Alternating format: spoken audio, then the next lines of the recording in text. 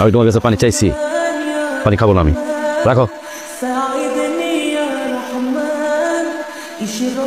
আপনি কি কোনো কারণে আমার উপর রাগান্বিত?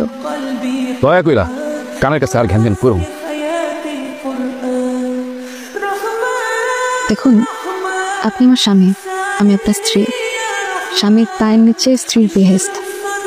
এখন আপনি যদি আমার উপর রাগান্বিত হয়ে থাকেন, তাহলে তো আমার পুরো জীবনটাই বৃথা হয়ে যাবে। সাবু, তুই তো বুঝতে পারতেছ না, আমার তো একটা সমাজ আছে। হ্যাঁ, আমার তো সমাজে চলতে হয়। আমার আত্মীয় স্বজন আছে, বন্ধু বান্ধব আছে, তারা তো আসবে তোমার দেখতে, তোমার সাথে আড্ডা দিতে চাইবে। এটা দোষের কি? আপনার কথার মানে হচ্ছে আমি বেহাপনা করি?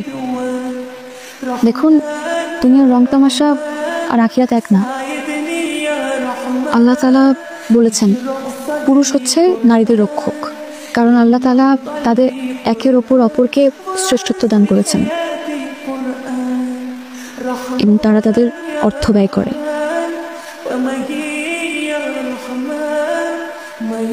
আপনি আমার প্রাণের স্বামী। রাসূল সাল্লাল্লাহু আলাইহি ওয়াসাল্লাম বলেছেন, তোমাদের মধ্যে সেই ব্যক্তি উত্তম যে তার স্ত্রীর সাথে উত্তম আচরণ করে।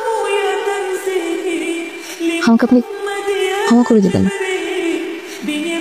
রাসূল সাল্লাল্লাহু আলাইহি ওয়াসাল্লাম আরও বলেছেন, তুমি যদি আল্লাহ সন্তুষ্টির জন্য তোমার স্ত্রীর মুখে একটি খাবার তুলে দাও, তাহলে সেটিও সদকা হবে।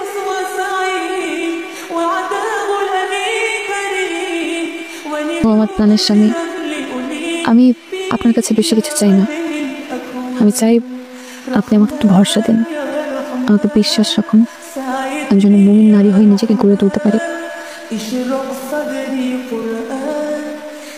আমার প্রাণের স্বামী, আপনি শুধু আমাকে একটু আশ্রয় দেন, আমি যেন মুমিন নারী হয়ে আপনার সাথে বাঁচতে পারি, আপনার সাথে চলতে পারি, আপনার সাথে মরতে পারি।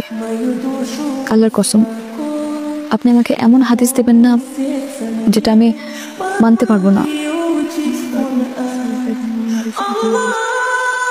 আমি আপনার পায়ে পড়ে আপনি আমাকে আর কথা দেন, সারা জীবন আপনি একজন আদর্শ স্বামী হিসেবে আমার পাশে থাকবেন।